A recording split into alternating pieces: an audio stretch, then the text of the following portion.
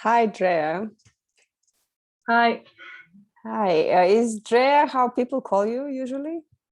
lately, yes. My name is Andrea, but I found out that singer, composer I like. Her name is Dréa Druri, Anila, if you heard of her. It's Where's she from? uh, I'm not sure actually. It's I think from the north somewhere, but I'm not sure of the country. Okay. And her name is Dréa Druri, and my Ah, name is cool. Andrea. And I was Yeah. like, Drea, Andrea. So Yeah, yeah, it's pretty close. I changed my name. I mean my stage name, let's say like this. And also my close friends now call me Drea. So yeah, and I kind of like it. That's nice. I like that. I always wanted to have kind of like a nickname. At different times in my life, I had few. So it's nice. They kind of, as you say, give you some kind of a different character, stage character or Yeah, something. yeah, yeah. You kind of get a chance to transform. It's also a really spiritual thing, that when once you have like a spiritual initiation I make everything to be spiritual, of course, but it's like it's actually true because you receive a new name and you kind of detach from your previous identification. Though in your case, it's more like your name, but in a cooler way. So kind of not In a so shorter way, in a shorter way. Yeah. and Yeah, it's easier to cool. pronounce. So you're in Romania at the moment. Where are you in Romania, by the way? In Cluj-Napoca. Right. How did you, let's start to introduce you, to get to know you, because we don't know each, we haven't had any long conversation. We just had a meeting at some point, physical one, and we've been connected ever since. I think we really just felt some kind of a click there. And since then, we kind of been communicating in different ways and supporting each other's work and art and life and whatever, and be in contact. And so how, because we met in Cluj when I was still living there. How did you get there? How old were you? Take me a bit through your history. Well, I was 19 when I got in Cluj for the first time, and I wanted to move out from my parents, and I wanted to start a university, and I actually had no clue what to start. Yeah. But I had to choose something, so I have to like move out from my parents and start a new life and things like that. So I Yeah. decided to choose psychology, and I studied for 2 years and I dropped out because I didn't like it. I didn't like the university. It Yeah. was not for me. I liked psychology, but after I saw how it's taught in university, I don't like it that much. Yeah. Okay, Yeah. yeah.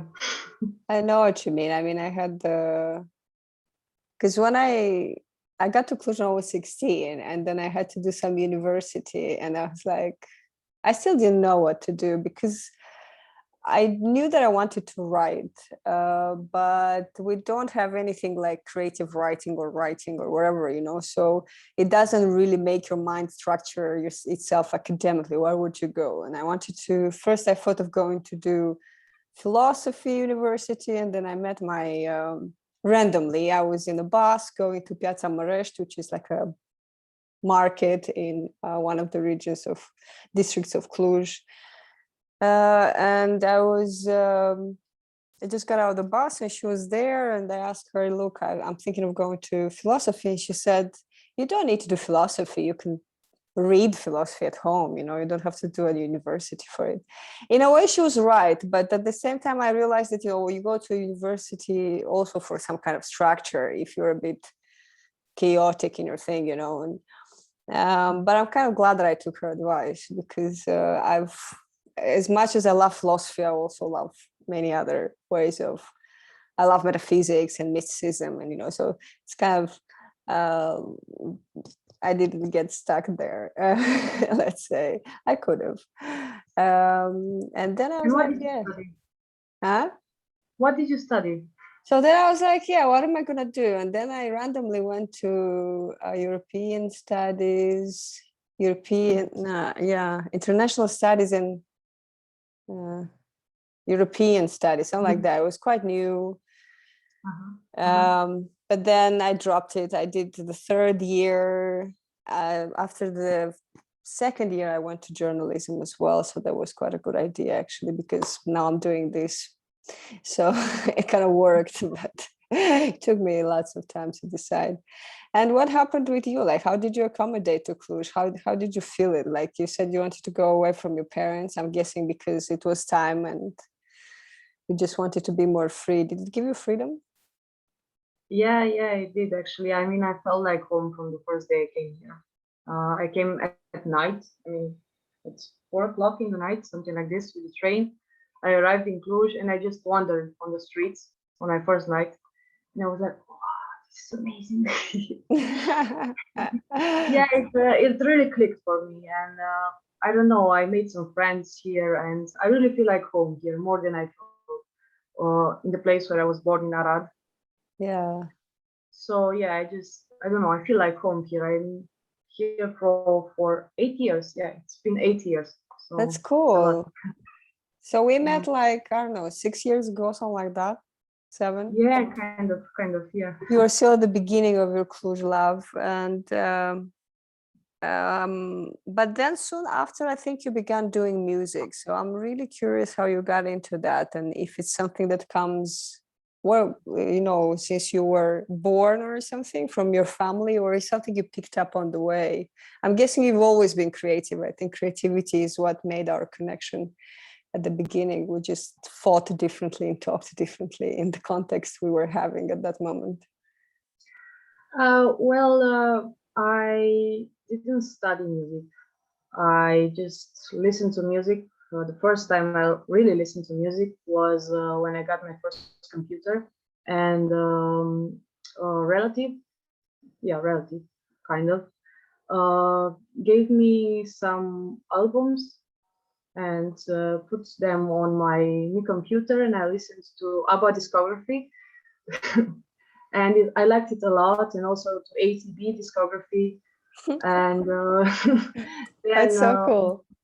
yeah, yeah, and then my father found that some kids threw some DVDs in our yard, and there were some videos with Julio Gangsta Paradise, and also with My Hunt, and the Nice. Black Eyed Peas song, and yeah, Yeah. yeah, it was really nice. And then I don't know, I always was kind of creative. I used to write a lot in my high school. I used to read a lot in my high school, more than I studied. I used to read in classes. I used to read instead of doing my homework.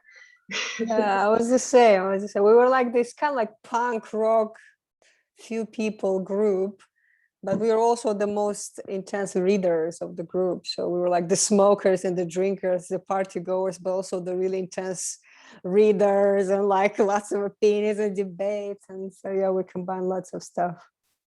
Yeah, yeah, It's, yeah. And I also listened to a lot of music in my high school.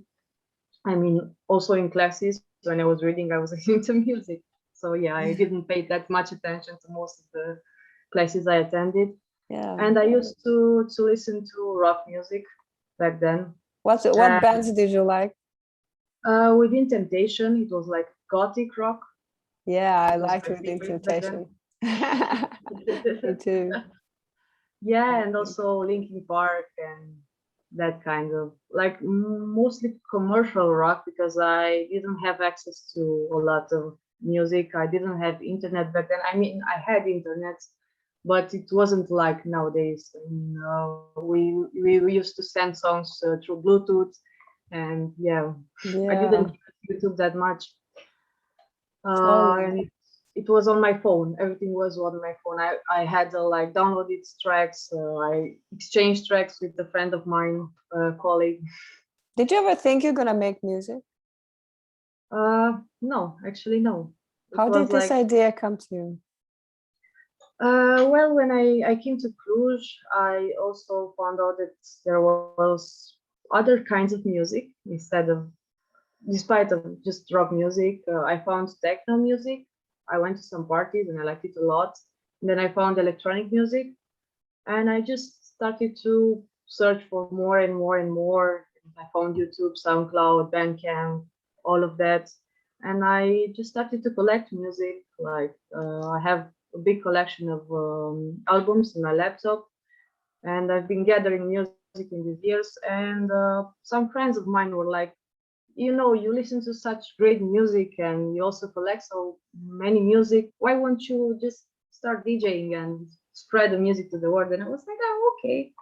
And then one day I received a present from a friend. It was a mixing console, and this was, I think, 4 years ago, something like this. Yeah, 4 years ago. Hallelujah to that friend. Yeah. And 2 years ago, it was the first time when I played music in an event.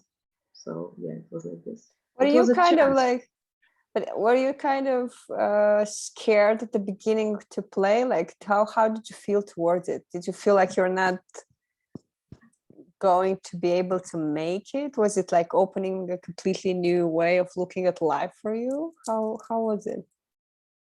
Well, I put some mixes of mine, I think, on SoundCloud before that, but I'm not sure of this. I'm not 100% sure. But an ex-colleague of my university of psychology wrote me once, and told me that I'm gonna make an event over there, and it's gonna be an art event. People are going to draw, and do you want to come and play some music? And I was like, yeah, okay, why not? And then I went there, and I was so nervous. I was like,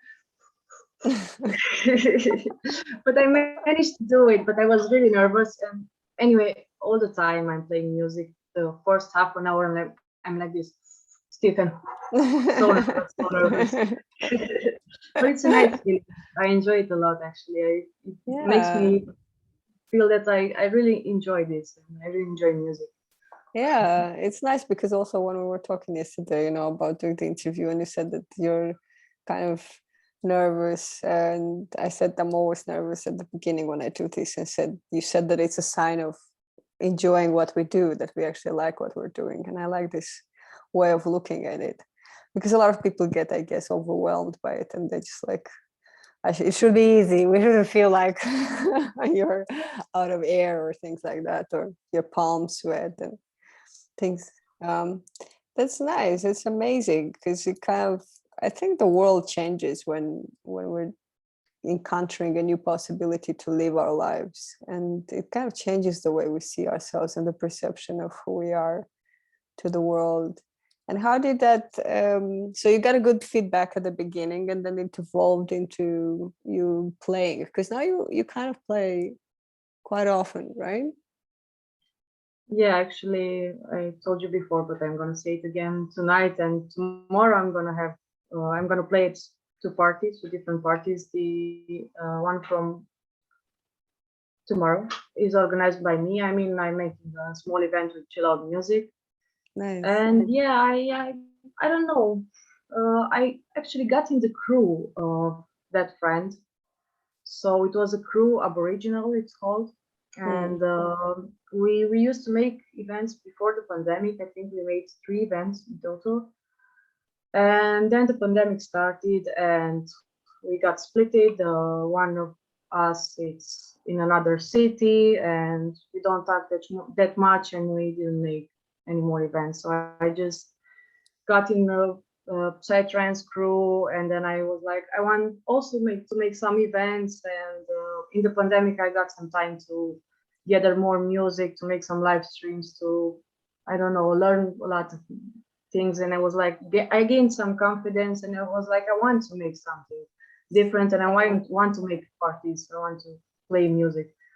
That's cool. So because there are not so many parties happening in Cluj still, and it's still at the level where you have to do it yourself to have a party.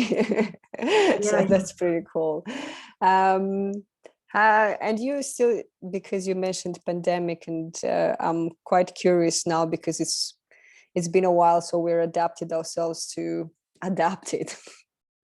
It's a bold word, but you know what I mean, in the sense of kind of what it meant, and how did you go through it, and what did it mean for you, this whole pandemic? How was it when it began, and what happened for you subjectively? Of course, I'm not going to go into why do you think it happened, because I think, I don't know, maybe you'll mention it if you feel like mentioning it, if you have some kind of a theory yourself, or you just go with a kind of a collection of ideas, but more about how you felt during it. Well, I actually liked it. I don't like the pandemic and the people got sick. That's not Yeah. what I mean. But I worked from home in that period, and I was like mostly at home. It was, I don't know, when it started in the spring, I think, but I'm not sure. Yeah, and I work from home, and I actually got more spare time than before because I didn't have to like lose an hour for going to work and 8 hours for being at work, and I could manage my time differently, and I could have more spare time. Could listen to more music, see more movies, and also I went out a lot. I mean, met a lot of friends, and it was really a good time for me. I don't know. I Yeah. didn't get sick, fortunately, because I took care, and it was alright, and really I enjoyed it a lot. I had time to, well, that's like. That's So I had cool. time to do a lot of things and just chill and I don't know. It gives Finally, me such a good feeling though, because it's kind of, the more I talk to people, mhm. the more I realized that the creatives really went into it and really took advantage of this time. Like we really dug deeper into what we're Yeah, doing and what's going on, what's creativity all about. And I really want to ask you, like, what do you feel creativity is about? Because I think I've been focusing on this subject for a few years now, and I believe it's a really powerful way to reach into freedom, just like any spiritual guidance or system or path and so on. I see creativity is also a path to reach into freedom, and also to bring people together collectively. And I'm wondering, what do you feel creativity is, and what it does to you? mm, Like when you're being creative, for example, you're listening to a song, like give me some like fixed idea, like go back into a moment maybe when you're listening to a song and something happened and you got an idea or whatever. I don't know. um, hmm. Well, I can give actually an example of a morning when I left the party and I went home and I wanted to do something, and I just started my computer and started the tractor, the program I'm working to make mixes. And I was just like, let's see what I have in my computer, like the songs I never listened to, because as I told you before, I have some albums, but I haven't listened to all my music. And I was like, let's play this song and let's see what happens, what song will go next, and so on. And I just stood on my couch and I listened to music and I smoked and I just felt the music, and I was like just floating without doing anything else. It was like amazing, and it was like just a flow, like yeah, it was like this. And I don't know, it changes many things in you. I agree with you on this, and it makes you feel alive, really. Yeah. So I Does. don't know. I think all of us are creative in a way or another, and we just need to take some time to be creative in any way. I mean, you can be creative in any way, doing It anything. takes practice, you know, like it's not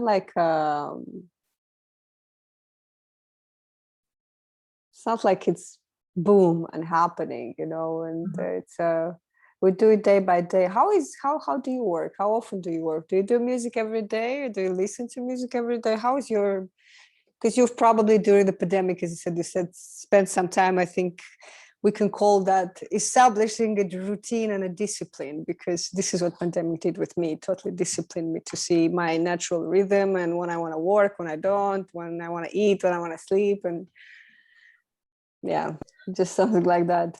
How do you work? How is your work process? Well, during the pandemic, I actually discovered a lot of old school friends, for example, and I took like many hours from the day to search for a lot of tracks. And I do this a lot actually. Before the pandemic too, I listen to music like non-stop when I have to work or when I have to talk with someone, but I don't have the chance to listen to music, then I don't listen to music. But I listen to music in the bus. I listen to music when I wake up, when I drink my coffee, when I eat, when I work, when I can't do this because I also have to make calls. But yeah, I listen to music all the time and I search for new music all the time.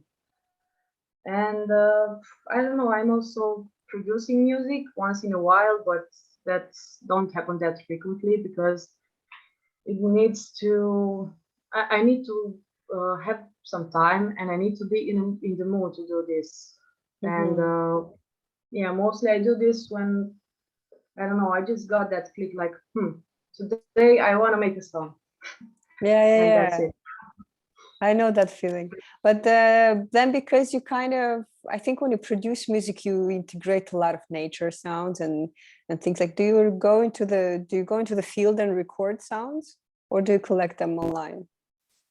Well, actually, yeah, both of them. I also record sounds when I hear something interesting. I record it, and once I went in the woods near me. It's like 2 minutes walking.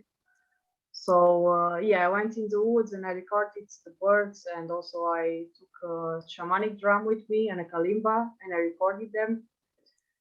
And also I'm taking samples and sounds from the internet, and I'm using them in Ableton. And sometimes I combine them, sometimes not. It depends. I also record my voice sometimes. I have a project. I haven't finished it. I have to Yeah. start actually. Yeah, in the pandemic, I wrote some stuff, and I want to record them and make some songs. But I just need to be in the mood and to have the time to do this. But I think in the winter I will do this because this summer was so a lot of events and it was so hectic. And What did you write about? What were the subjects? I wrote about how I felt in that moment and how I think a lot of people felt during the pandemic. And the core of it is that we need love, and Yeah, no matter what happens, if you have love, you will feel good. yeah. But what do you mean Yeah. by love? I know it's hard to Uh, put into words, but it's like not hard. It's kind of impossible because it's subjective. But also, like, how would you refer to it?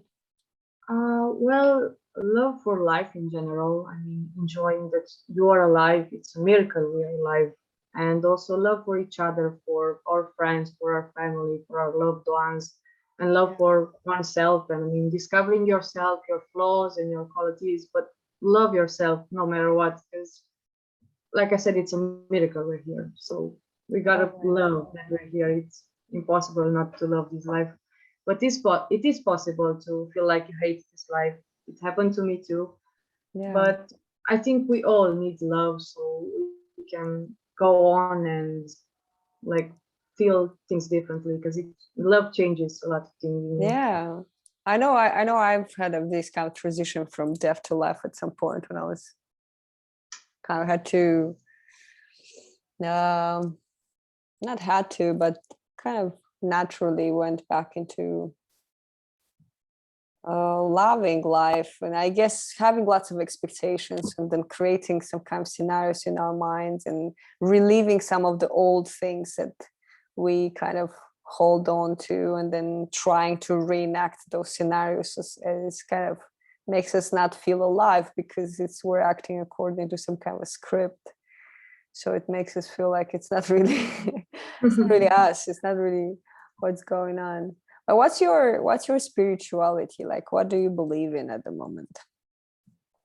Well, how would you say, like, were you brought probably Christian, or was it like, or was a free choice?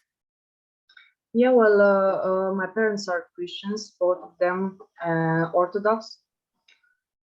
And for 19 years, I like had to go to church every Sunday. They are like this. But for like, I don't know, 7, 8, no, 9, for 9 years, I believed in that God a lot. And I also used to like make little ceremonies at home. I used to read the Bible and be like a priest, but they That's so didn't know cool. this.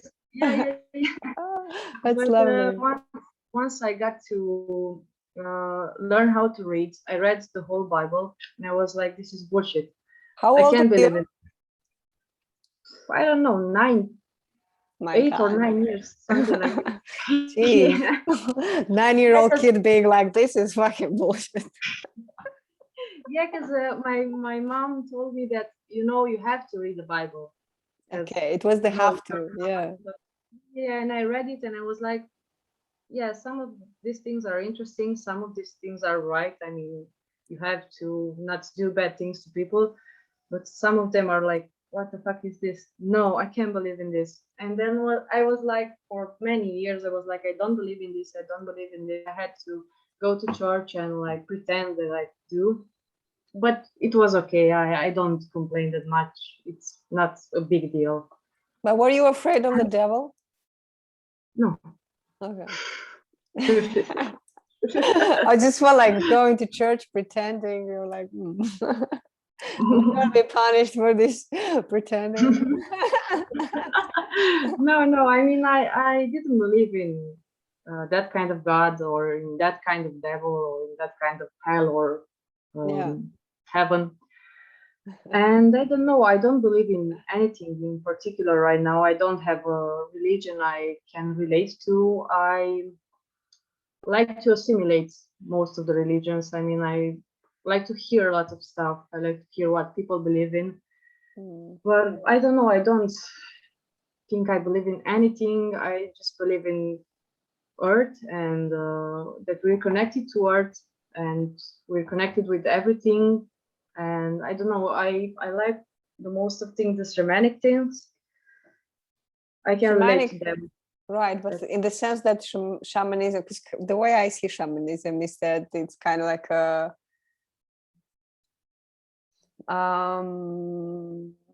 like shamans basically help lost souls, guide them towards some kind of escape routes or to the light or to see clearly something or things like that.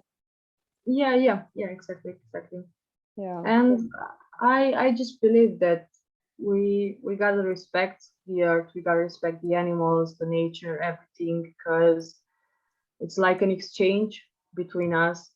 And I don't know, I feel like we humans are actually aliens on this planet because everything connects. I mean, the animals connect, the nature connects, but we're here and we have to give things in order to receive things. And if we do something bad, we change the equilibrium between everything that it's already connected and it makes sense. So Yeah. I don't know. Also, learning from nature is incredible. But I like this idea that it's an exchange and kind of how you make yourself available for that, because I remember that before I could see myself as nature, I could not learn from nature. Only when I actually understood that I'm also nature, Yeah. then kind of opened up to me so I could learn from it by probably embodying it somehow, things like this. But yeah, I agree that it's not really about belief so much anymore. It's kind of just being receptive to whatever works and whatever is available at the moment, and just kind of finding a new way to guide ourselves and map the life and stuff. You also do kind of podcasts yourself, or you began some kind of series of podcasts. So what is that about? How is that going? Because I'm supposed to be a guest at some point. Yeah. Maybe you're gonna be the next one or the other one after the next one. We shall see. Yeah. How much time will I have? Okay, so yeah, it's called Morning Coffee Podcast, and it's about the morning coffee ritual of each guest and also their life stories. I mean, how they got into producing music or any other kinds of things. I'm gonna invite not only producers and DJs, all kinds of artists. So this is the Great. main idea, and it's gonna be an half an hour or an hour episode with a part of an interview and then a mix with music. So yeah, combining music and also talks and just insights of the person that is making that amazing art. And I That's want to so share precious. art. It's so precious. I really think it's great because you can have just kind of like conversation, and because it makes you feel that you're with someone, you're part of the conversation while you actually listen to the music as well. And it sounds great. I look forward to it for sure. We'll drop a link to the description later, so people can find you out and maybe connect to you if they want to be part of it. That would be great. And something that I wanted also to talk to you about, I'm not sure how open you are about talking about gay rights and all these kind of things, and a bit about your story about it, because I don't know, are you gay or are you bisexual? I'm Or it's not just these two choices. I know these two choices okay. because they were the first choices that I thought of or came across. Well, I'm bisexual. I mean, I like boys and girls at the same time, but I like girls more, I can say. Yeah, Mm. I connect more with girls than I do with boys. So I'm bisexual, mostly lesbian. I don't know. I'm something. I like humans, and if I connect with someone, it doesn't matter if you're a tree, if you're a boy, if you're a girl, then we can be Yeah, I together. think it's something like this. I'm not sure it is, but somebody told me there is this thing of called sapiosexual, being Yeah, attracted to someone's intelligence, but it's kind of more than that. And of it's course, more if than it's kind of like what the intelligence is. And how, like, were you always aware of this, or was it something that kind of opened up more when you got to Cluj? actually it was before I got to college. It was in my high school, and my parents are Orthodox and are against this. And I was taught that this cannot be, it's not real. This is bullshit. This is God. We're gonna punish you. But yeah, and I believed this because I was little, and then I changed my opinion about it, and I met someone, and I fell in love, and I was like, okay, well, this happens too, and it's normal.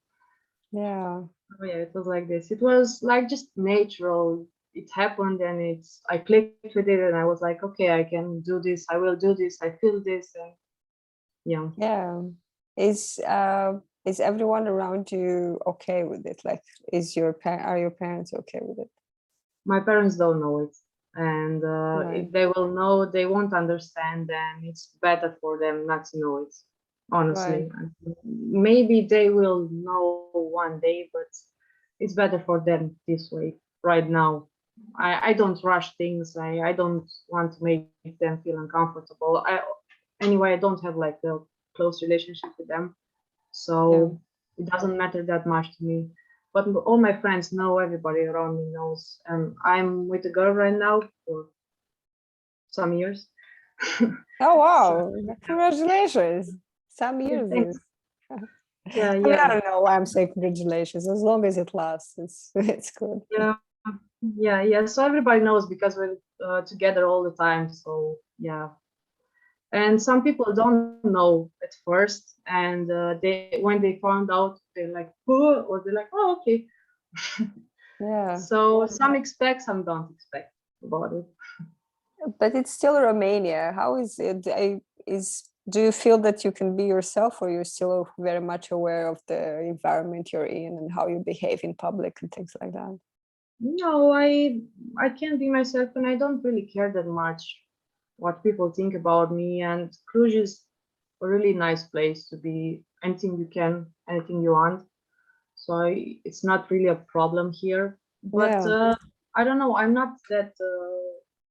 I'm not an activist necessarily because I don't think that we're different from other people, from heterosexuals or from any other people. We're the same. We just have different perspectives, but we're the same. It's nothing different. I mean, yeah, we gotta fight for not being punished for what we are, but I don't think we gotta differentiate ourselves that much from other people because we're the same, really. I mean, we just love, we feel attracted, we feel things Yeah. for people. It's funny how similar relationships are, gay or not gay or things like that. It's just the same dynamic, really.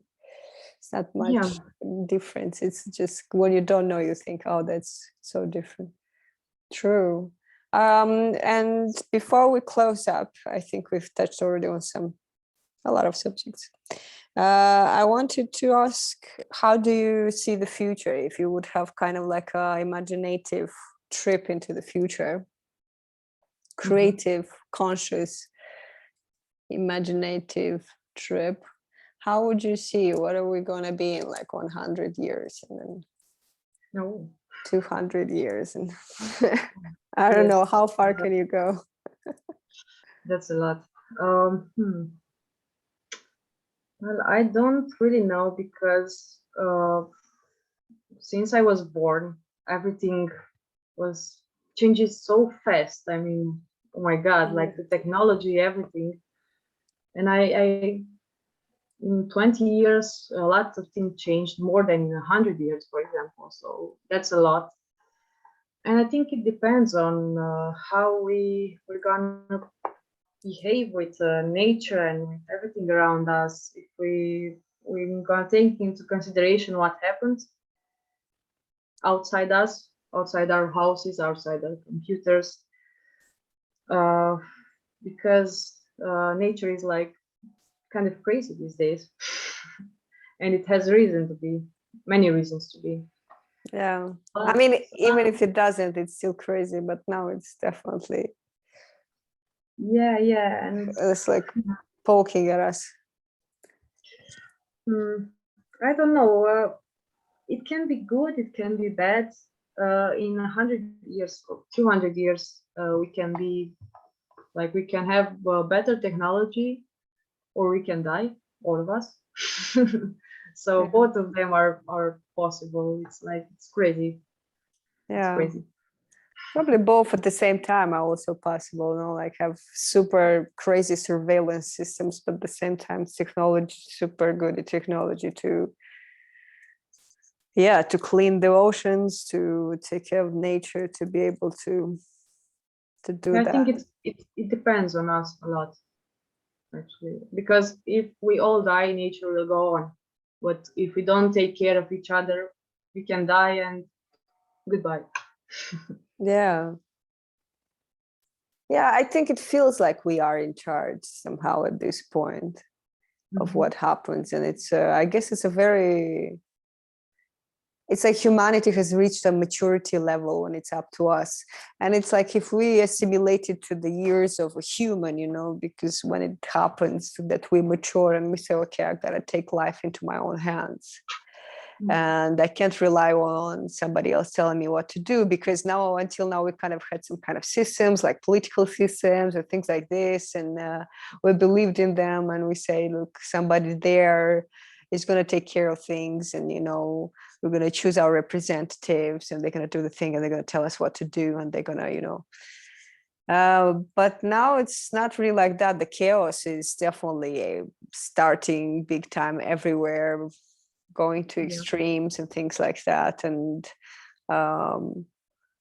so now we're kind of reaching a stage where we really have to take full on charge of what it means to be alive.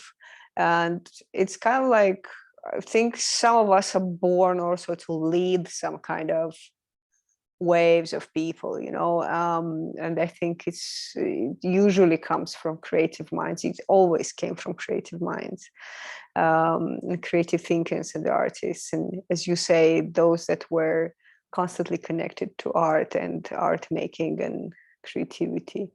And did you ever see yourself as a leader? Maybe Sometimes, but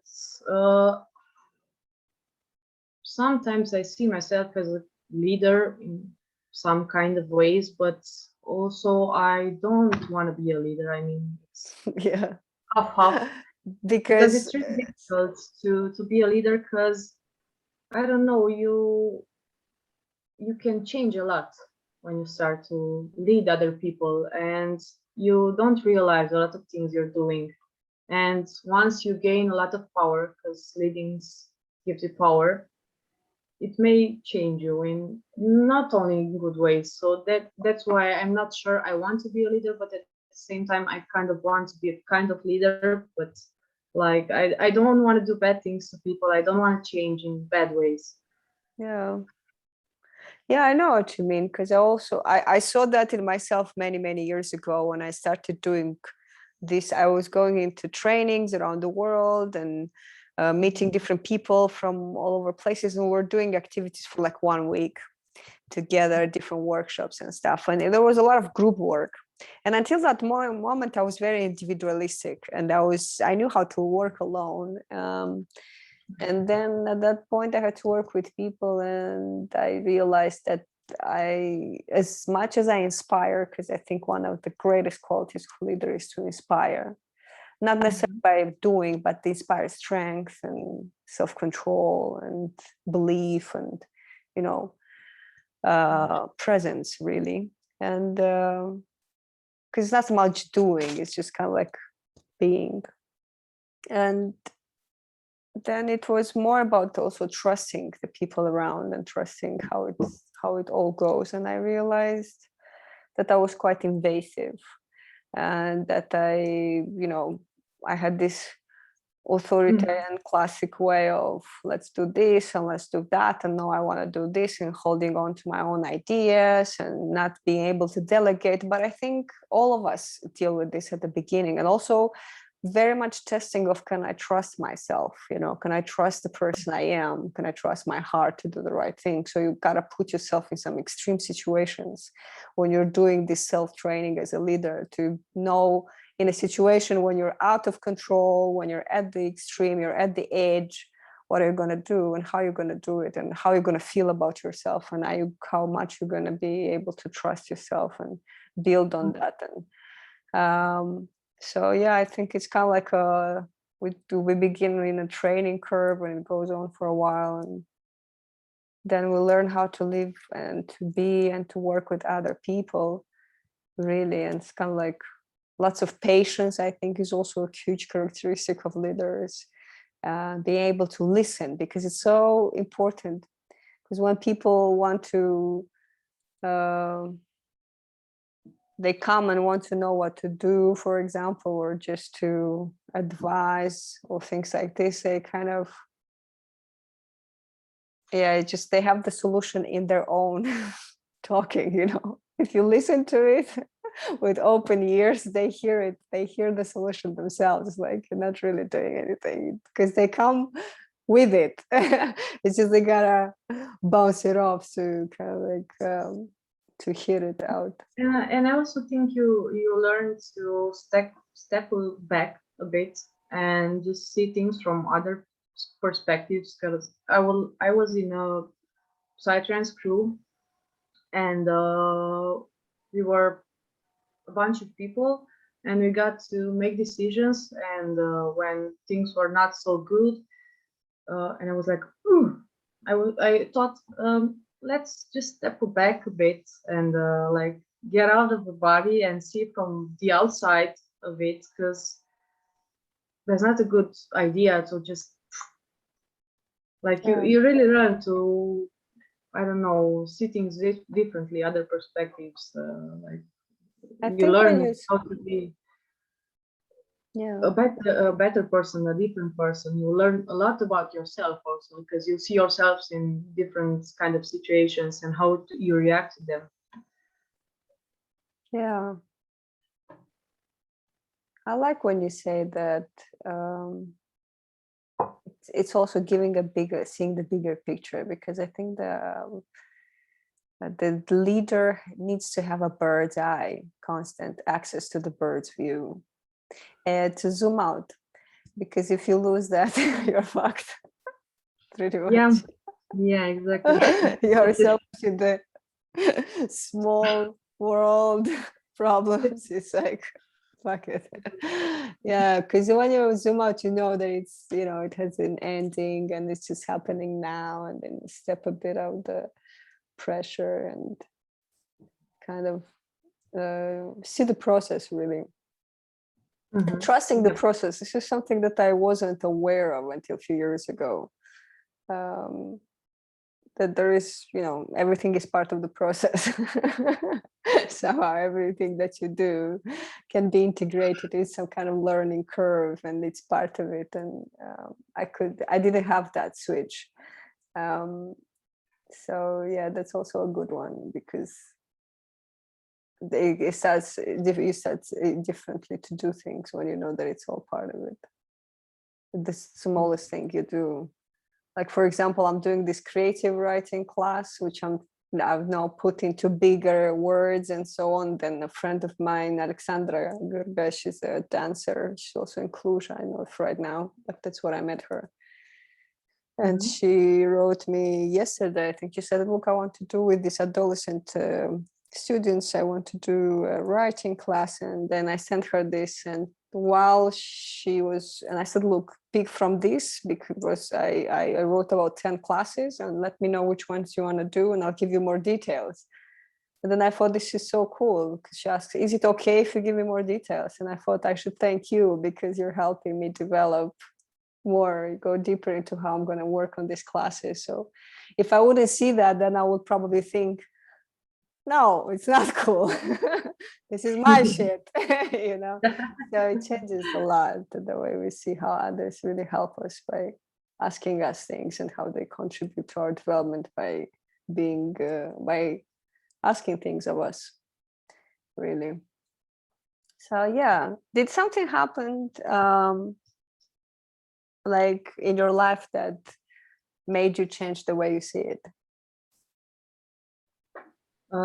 Yeah, many things actually.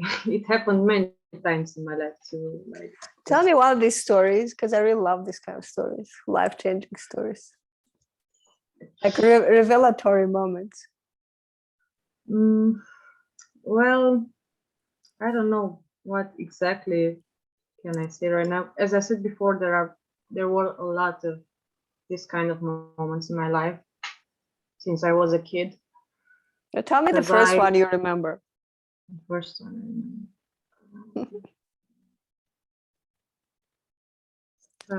Well, one of the first ones was that one with the Bible. Yeah, that's a big one. I don't have to believe this. That's a super empowering moment. Yeah. Yeah, and I don't know. I think one of the first ones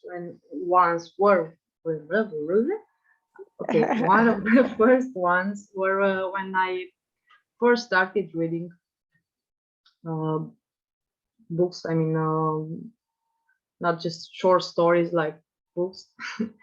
I was in I don't know, fourth grade or something like this, and I got into a library, and the librarian told me, like, I saw you like to read. Do you want to read something else? I was like, yeah, why not? And then I read Eliade, Mircea Eliade. Yeah. Oh my god. And it just changed my mind so much. I mean, I love so much what I read, and I read mostly all of his books. I was like in a frenzy, like, ooh. And I went to the library like almost daily, because I read almost a book a day. And it was like, it really changed me a lot. It was one of the first things that changed my mind a lot. And I started to see the world differently. I started to understand things differently. And I wanted to see more, and to read more, and to learn more, and to understand more. Understand people's minds and my own mind, and I don't know. Yeah, it was a life-changing experience. It totally is. It still is for me, more and more, because I read more and more. It's like it's like spending time with someone you really enjoy spending time with. Somehow, Yeah, at yeah. least one, because there are also these characters that are alive when you live with them for a while. It's amazing. Yeah. Yeah, and the other day I went to a hostel, and there were some books over there, and the first time I browsed them, and I found this book.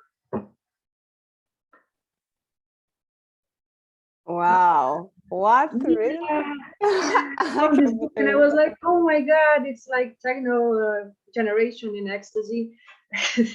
Wow. And yeah, I took it at home and I read a bit from it, and there's like a study. It's written by someone who like studies the techno movement in the 90s. It's wrote it in 1998, I think. Wow, that's And so there are cool. also some people, some young people, 20, 16 years old, that tell their stories how they found out techno parties, and one of them is DJ, and it's really really interesting. But where is it based? What's the? I didn't read all of it. I just started it, but I'm gonna Is it read it. in Europe? Who? Yeah, I think mostly in Europe. Ah, It's talk cool. about Germany, and Oh I'm not sure. yeah, But yeah, yeah, it's like the techno movement from the underground techno movement from the 90s. that's so cool. I would love to read that myself. I will. I Yeah, I totally will will. send you the title. Maybe you'll find it. Yeah, please, because then I can order it online.